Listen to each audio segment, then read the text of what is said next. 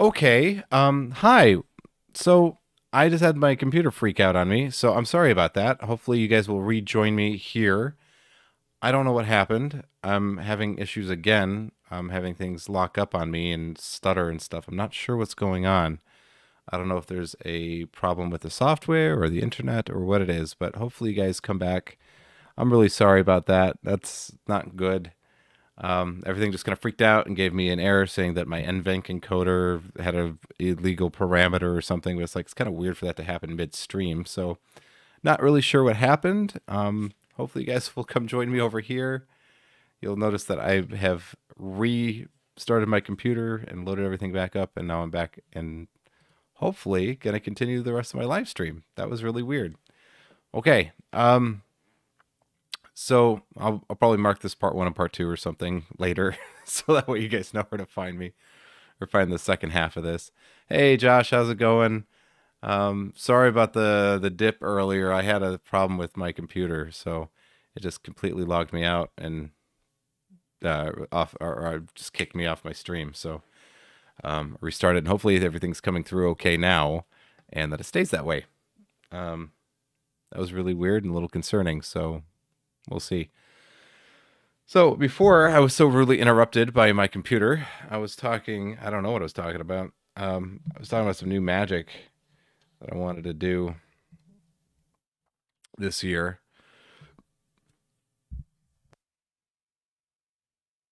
Excuse me. I'm doing really good, except for the whole computer thing. That was really weird. I was sitting here talking to the stream. I had a whole thing going. I had about 5, 6 people on. It's great, having a good time, chatting it up, and then my computer kicked me. So I just went and stopped working. So hopefully everything's back to normal now. Sure hope it is. Yeah, I was going to be talking about some magic that I'm doing, some new stuff that I'm adding to my show. I wanted to show on stream something that I'm working on that I really like. I've been catching your videos, which is awesome. Keep it up. Hey, all right, all right. So you found me. Okay, yeah. Sorry about that. As I was telling Josh here, I my computer wigged out on me. It just Streamlabs just went and said nope, I don't want to do the stream. I'm kicking you off, and bye bye, and everything just shut down. So had to restart my computer. It seems to be working now, though. I hope it is. I hope fingers crossed. But maybe you can remind me what we were talking about before I got kicked off, so I don't pick up in a jarring place for everybody. But I did want to show you guys a trick that I'm working on that I think is pretty cool. And then also, if you're a channel member or a minotaur of the channel, then you saw like a little cool extra side video that I did showing a really kind of interesting technique that allows you to do a one-handed change of a card on the table, and I think it's pretty dang nifty. So I don't know if anybody's here. That's man, I'm so shaken by that, man. That was messed up.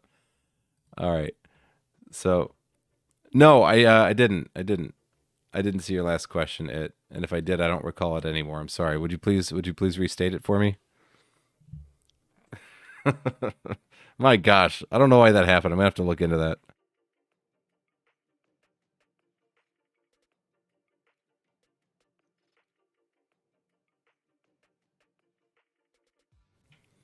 Yep. So I think I might play some music too, get the little mood going here. A little mood music. Maybe you guys can hear that. Yeah, there we go. A little something going on. So, hey, honey. So it says I was asking about the 2-card Monty trick. You're on camera, just so you know, sweetheart. Okay. She doesn't like to be on camera, so I always like to warn her. I was asking about the 2-card Monty trick, and if you can or be willing to talk about that. Yeah, we could talk about the 2-card Monty trick. Sure. I don't know how much. I don't know if that's in the public domain. I don't know. I can see if I can find out. But if you have like a specific question that I can answer in code, maybe until I find out. I don't know if that's in the public domain. I'm gonna find it.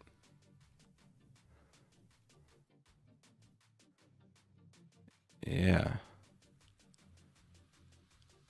It's been revealed to death online. Everybody knows this. Everybody's posted about this. Good lord. Yeah, if you have a specific question about it, I'd be happy to see if I can answer it. I use it relatively often. I use it in conjunction with. I do this, speed thing where I do a. Well, I'm not ready to teach it yet, but it's something that I came up with to do a really cool card to pocket transposition thing, and it looks crazy, and it just really hooks its teeth into people, and they really seem to love it a lot, and it gives you a lot of places to go performance wise.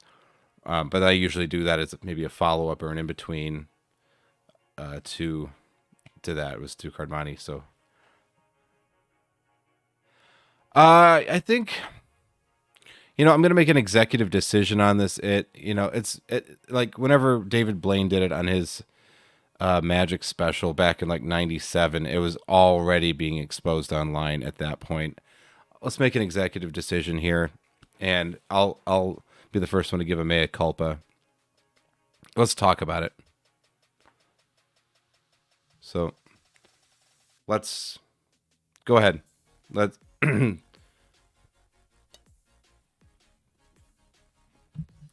let's go ahead and talk about it.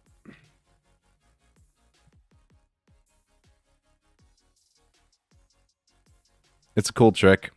It's been popularized by David Blaine. I think was kind of the guy who I think I first saw do it in the late '90s, back when Leonardo DiCaprio was on that. If you can remember, it was a cool trick. So the idea behind it, if you're not familiar with the two card Monty, is that it is a transposition with the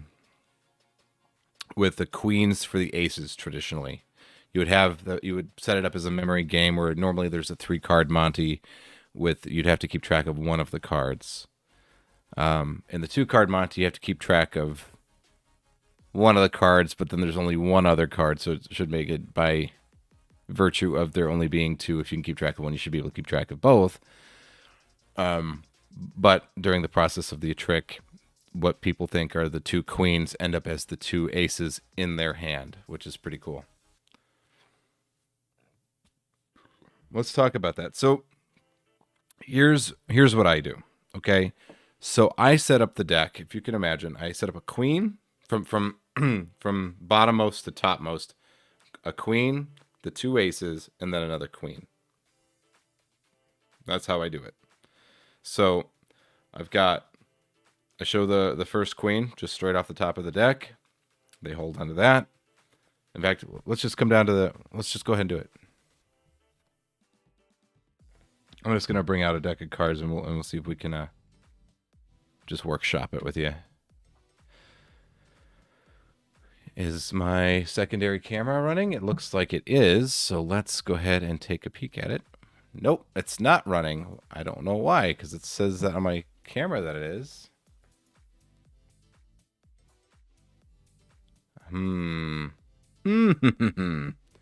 Technology at its finest.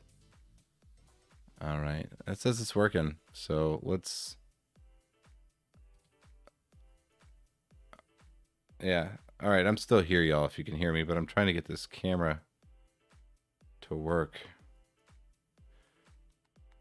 Is this not going to work for me? Because that would be really sad. That would be very sad. There's that one. Come on, you. All right. I'm working on it, guys. I'm sorry. I want to make sure you guys can see this because it's going to be a lot easier than describing it. Let's see if I can get that going. Epoch Cam on iPhone. This is what happens whenever I don't have 2 webcams anymore. I'm trying to use my phone as a second webcam. Like, it should work just fine in theory. I used to use it all the time, and then at some point they came out with an update. It sucked, and it's never really been the same since. So, and now it shares something called Camera Hub with Elgato, and it just does a god-awful job. So, let's see. Is this going to work for us today?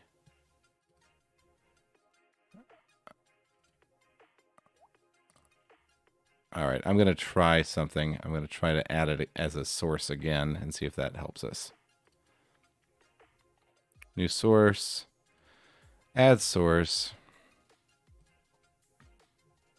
Virtual camera. Is that going to give us what we want? No, of course it isn't. All right. Let's just forget that. Let's forget that. All right. So let's do it. Let's do it this way. Let's do it this way. I'm just going to stand up and do it for y'all.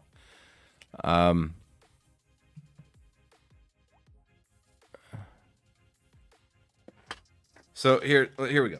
Here we go. Oh. I might have to adjust the microphone. I know, isn't this riveting live stream?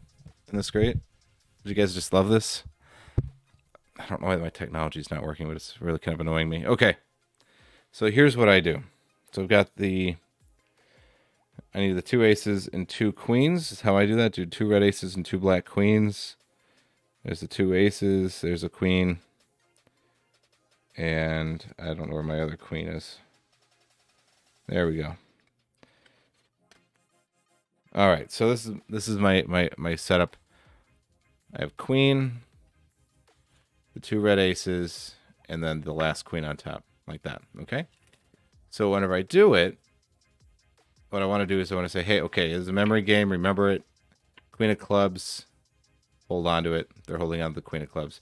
So I get prepared for a triple lift. Do a triple lift. Hand them one of the aces. They're still holding on to this queen. Okay, queen. You say, okay, I'm going to switch the queen of spades for the queen of clubs, and whenever I take it, I'll even show you that's what I've taken. Okay? So you kind of relax, and you go, okay, without... They're holding an ace. They think they're holding a queen. You say, okay, without looking, what card do you have? And then you just do a top change there. And you switch it out for the other ace. You put the other apparent queen back on top, and now they have 2 aces in their hand.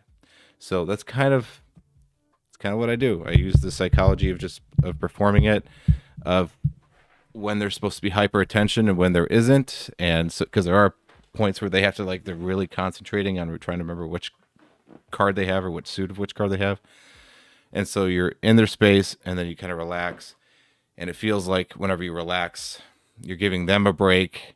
You yourself are taking a break from the intensity of that, and you can get away with a lot in that offbeat. So that's how I do it. I used to do the last ace off the bottom of the deck, just doing, I decided a long time ago it's just better to have everything on top, clean. Doesn't look like I'm trying to deal anything off the bottom. It's just top change is super simple and easy to execute. So that's the way I perform it. I want to show you guys this other trick too, but I can't get my darn technology to work. It's very frustrating because I have to have the desk camera working.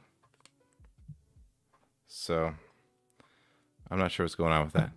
It says like whenever I pull up Camera Hub, it says it's working. Hey, what's going on, Emerald?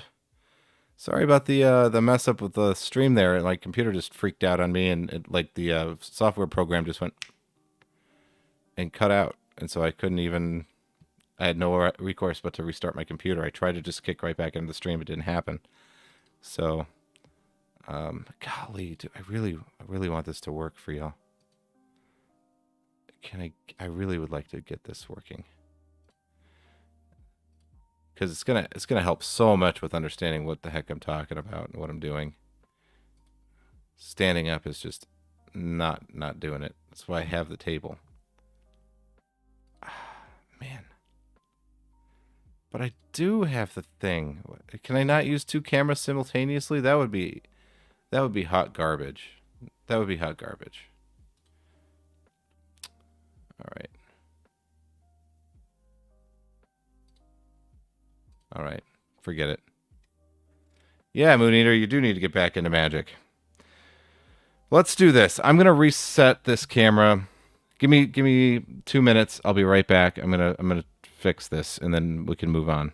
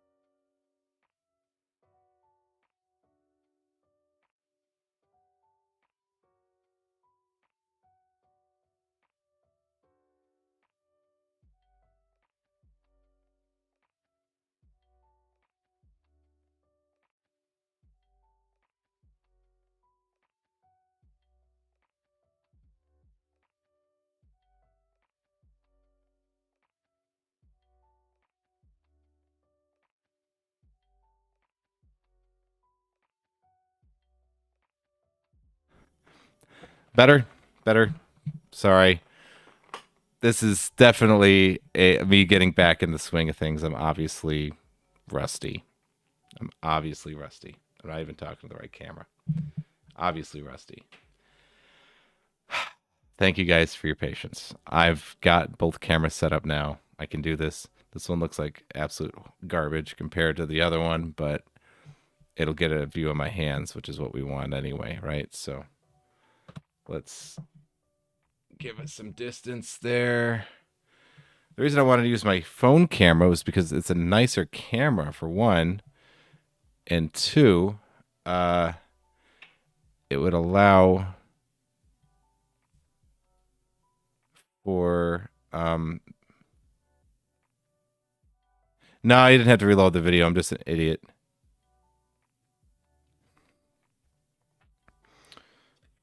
I had it muted. Okay. So here's an effect that I'm playing with or working on. Let's just turn that off. Can I get that to stay? The video looks like garbage, but this is the best I got. I'm not going to fuss with this anymore because it's terrible. You guys don't want to watch me work through technical issues. So here's the deal. It's called the Perfect Open Prediction. It's by a guy named Boris Wilde. It's a trick I really like a lot. I really like it. I've been thinking about bringing it back into my show or my repertoire for a while, and I think this is the year I'm going to bring it back. So here's what it looks like. You go, okay, with a lot of predictions that magicians do, it's usually the information is concealed at the beginning and then revealed at the end. But what we're going to do is we're going to show you the prediction up front. And the way I like to handle this is I like whenever I meet somebody and I know I'm going to do this trick, I get their name and I say, oh, wait, John Smith? No way. Okay. Hold on a second. I got something I want to show you. And then you pull this out. You go, look, John, that's your card. And they go, what? What are you talking about? It's like, no. I knew it was going to be somebody named John Smith today. I have a really strong feeling about this. This is your card. And they go, yeah, whatever. Okay. So you go, no, look, here's what we're going to do. I'm going to take the deck, or I'm going to ask you to take the deck, and you're just going to start dealing cards face up onto the table. Okay? Just deal cards face up onto the table. At some point, you're going to get the feeling that you want to leave one of them face down, and then you'll continue to deal the rest of them face up. So let's go ahead and do that. So I hand him the cards, and he starts dealing cards face up. Okay? At some point, he decides that one. Who knows why? Just how he feels about it. That's his thing. That's what he wants to do. That's his card. Okay? So you go, fine. All right, whatever. Then you take the rest of the cards, and you're going through, and you're really, you're looking for that other 7 of clubs, right? They're going through. That video looks 1,000 times better. So they're going through and you don't see another 7 of clubs. You don't see one. No, we're going to go through all the cards. Let's just make sure. But I feel like, yeah, yep, told you, yep. I didn't see the 7 of clubs in there. Did you? No. Okay, let's check. Let's check. Do we go? I don't know. Do we see all of those? Yeah, we can go through every single one. Now, there's yours. There's your card. And not another 7 in there either. No 7 of clubs. So you set everything down. You go, well, I guess that proves it. It's got to be the 7 of clubs. That face down card's got to be that 7 of clubs. There's actually no proof of that at all, right? But you take the cards like this and you go, look, right? That face down card there. That face down card is the 7 of clubs. It's a cool trick. Now, of course, I'm performing this on camera, and I could be doing anything to, make it look like any kind of miracle. But it really, this is how you perform it for people. It's really cool, and you can repeat it. You can do it with a different outcome. It's a cool trick. It's something you can hop around, and do from table to table. It's self-contained. It's a great trick. I think it's a really cool thing. It's by Boris Wild. It's called the Perfect Open Prediction, or POP, and he teaches it by itself and also in a lecture on Penguin Magic, which I bought a while ago. I love it. I think it's a really cool trick. You do need a couple of magician-y things at home to make that happen, but most of you probably already have that stuff, or if not, can obtain it for inexpensively. Uh, yeah. So that's something I've been playing around with. I like it a lot. I don't know when I'm gonna break it out. Maybe not tomorrow. Sunday. I have a gig Sunday, so I think I'll probably go do it Sunday and see what it feels like to do that trick again. So I don't know what you guys think about it. I'm curious. I've got about maybe another 10 minutes on stream before I gotta go. So I'll just let you guys know that up front. Have some plans with some friends this evening, so I'm gonna be going to do that. But that's what I'm working on. That's what I'm working on. I'm working on some new card tricks, or some new old card tricks that I haven't in a while. I think I was talking about this earlier whenever the computer freaked out on me, but channel members and Minotaurs got to see an exclusive video the other day of a tabled card change, which is really cool. And it's something that I've been messing around with and thinking about for years. And I put it on camera and shared, the two methods that I knew. And I think they're cool. I think they have some uses. I've got to find like the perfect use for it. I have this fascination with Rene Lavande. And I don't know if you guys all know who that is, but Rene was a one-handed magician. He had lost one of his hands in an accident when he was a child, and so he performed all of his magic with one hand because that's all he had. Shuffles, cuts, some beautiful, like, three in the, or one in the cup, one in the pocket kind of things. Beautiful. It was called "The Moon, My Shadow and Me" or something like that. And he just recited this beautiful poem, and would put breadcrumbs into a teacup. And then he would put one in his pocket, but then the breadcrumb would always reappear inside of the teacup, and all these kind of beautiful little things. But it was all one-handed. So I had this idea, like a fear. I think a lot of people who rely on their hands, which is just about everybody, all have that kind of back of our head fear. What if I lost a hand? How would I get along? And especially for a magician, that seems like a very prudent question. And so it's whenever I started studying how to do all the one-handed everything. And I was looking for the one-handed version of everything. I had this idea that I want to do this routine where I literally have a hand tied behind my back, or I do everything with one hand as a way to show that it's either not sleight of hand, or the sleight of hand is so limited in what I could do that it would have to be magic. And so I like the idea of creating a routine around that idea of just doing the entire trick, or the entire routine with one hand. So it's something I'm playing around with. I'm actually playing around with the the zero-handed tricks too, which are, all in the spectator's hand, self-working tricks that they, all the things happen based off of their interaction with the cards or instructions. And to that end, I have Juan Tamariz's book on that subject. So I picked it up during the pandemic when we were only doing Zoom shows. So I have a way to be able to do magic with people just over a call with the cards in their hand. So it's stuff I'm thinking about. I don't know when any of this will happen, but for me, it's a fun creative exercise. So sounds like it would be complicated, but adding it's a different colored card kick would be awesome. That's how, actually, Moon Eater, that's exactly how Boris Wilde teaches that. That's exactly how he teaches that. It's a different colored card. He absolutely does that. For me, it doesn't work for what I'm using it for, so I don't do that. But yeah, you totally could. You totally could. So I would check it out. I'm not getting paid anything. Boris doesn't even know I exist. But I do have to say something about it, though. I think Boris has come out with some really great magic. I've been a fan of his magic for a lot of years. His Penguin lecture is a little is a little awkward.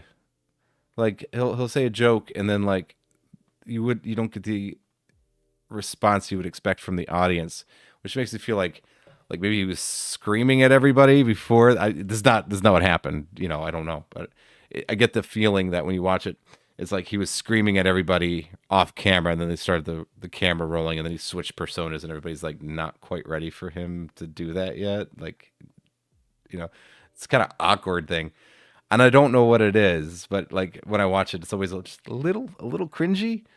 But there's no mistaking that it's powerful, well thought out magic, and Boris is absolute master at that. Very creative guy and has a long track record of incredible magic. Nothing against the guy himself. It's just the video itself kind of feels awkwardly cringy, kind of like watching this channel. So, um, I will say that. I will say that the video is a little hard to get through because you're kind of going, oh, but chock full of really really great magic. So go check it out if you're so inclined. Before I go, I want to talk about one other thing, which is I'm trying to get another interview guest on. I've already talked to him, and he seems keen on coming on and talking with us.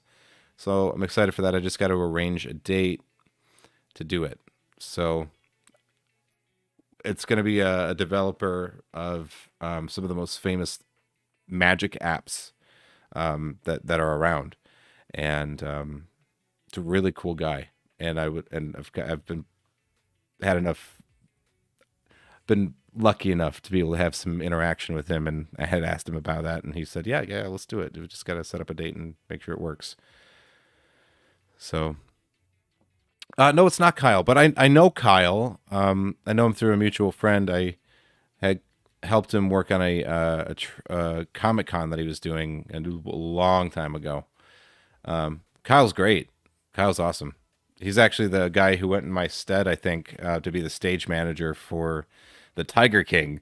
This is a whole man. There's this whole interwoven history that maybe you guys don't know about about me personally. But I was gonna go be the stage manager for the Tiger King's traveling magic stage show, and I met my wife around that time, and I was about to leave. It was like a month away or something, and I was like, I can't do it anymore. I'm really really interested in this girl, and I think I'd be missing something really important if I were to leave, and so I declined the job, and then and pursued my wife, and well, it worked out all right, didn't it? So that was what we call a God wink, just going, yep, I did the right thing. But yeah, I know Kyle ended up doing that. I believe he ended up taking that. He talks about it in a video somewhere, but he ended up doing the stage manager thing. And then I met him through a mutual friend and covered for him at this Comic Con because he has this. I don't know if the business is still around, if he's still doing it, but he was. He had this idea of like taking magic tricks and turning them into things that cosplayers could use to enhance the effectiveness of their cosplay, and I thought it was really cool. So I helped him with that exactly one time. He had asked me about coming to do more shows and traveling and stuff, but at the time my son was on his way, and I couldn't take it because I would have to be traveling too much, and I wouldn't be around for my pregnant wife or my newborn son, so I had to turn him down. Things changed a lot very quickly during that time.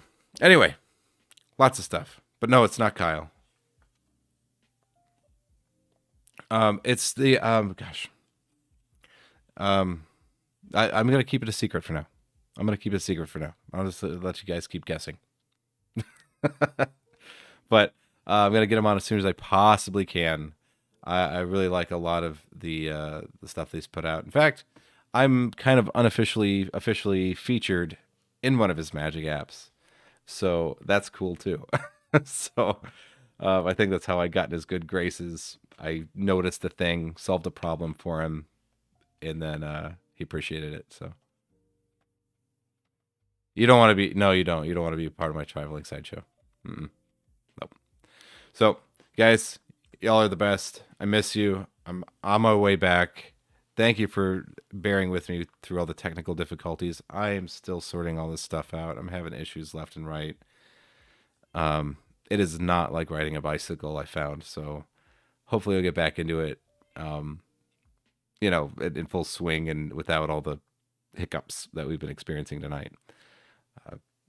Stay tuned. I've got a video on the way. It's on how to rip a phone book in half. It's really cool. You guys are the only people to hear about it because you joined my live stream. But that's the upcoming video. Working hard on it. I should have that out soon. And yeah, show you how to be a good beast mode activate. All right, guys, have a good night. I'll see you really soon. Thanks for joining the stream.